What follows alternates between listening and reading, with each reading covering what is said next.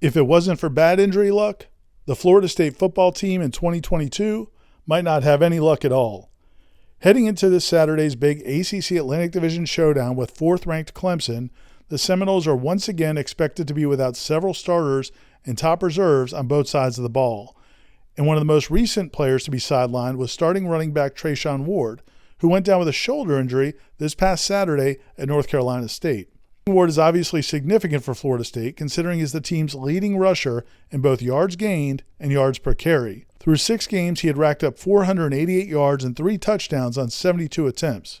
That's an average of 6.8 yards per carry. And even though Florida State rotates its backs heavily, Ward's backfield mates, Trey Benson and Lawrence Toafili, have combined for less yardage together than Ward has accumulated by himself.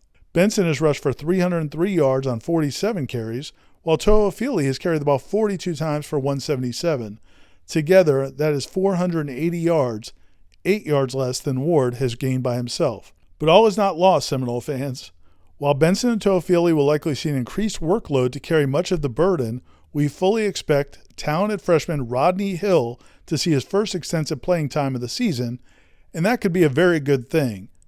Hill is one of the fastest players on FSU's roster and has been impressive since arriving on campus as an early enrollee in January.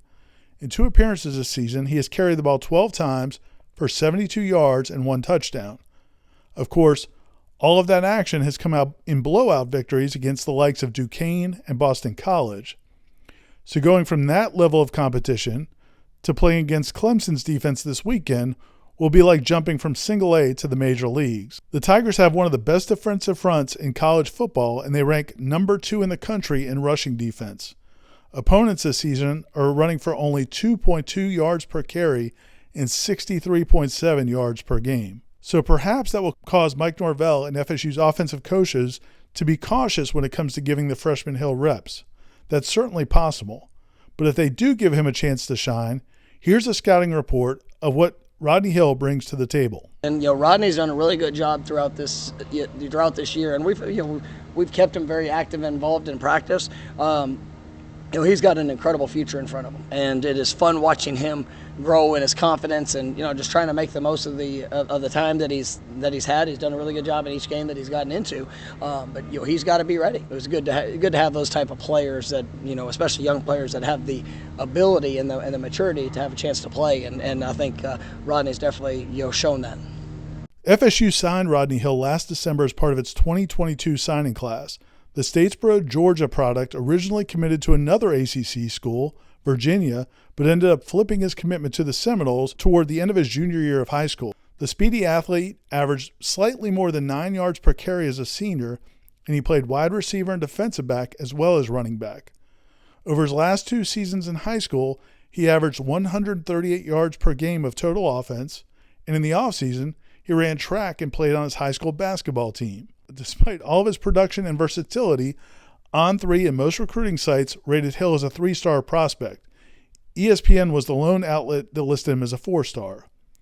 Hill is listed at 5'10" and 186 pounds, which is the same exact height and just 6 pounds lighter than Ward. And his top-end speed is among the best on the team. Hill also has looked smooth in practices when catching the ball out of the backfield. When the Seminoles and Tigers kick off at 7:30 p.m. on Saturday night, we fully expect Trey Benson and Lawrence Toafili to get the first opportunities in the Florida State backfield.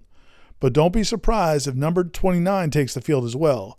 And if he does, don't blink. He goes from 0 to 60 in a hurry. For more of the best FSU football content you can find anywhere in the industry, make sure to subscribe to Warchant TV by hitting that big red subscribe button below. It's absolutely free. And for more in-depth coverage on this topic and so much more, head to warchant.com. You can sign up for full access to the website for just $10 through August of 2023. That's $10 for an annual subscription. Thanks for watching, thanks for giving us a thumbs up, and thanks for subscribing. This is Ira Schofel with Warchant TV.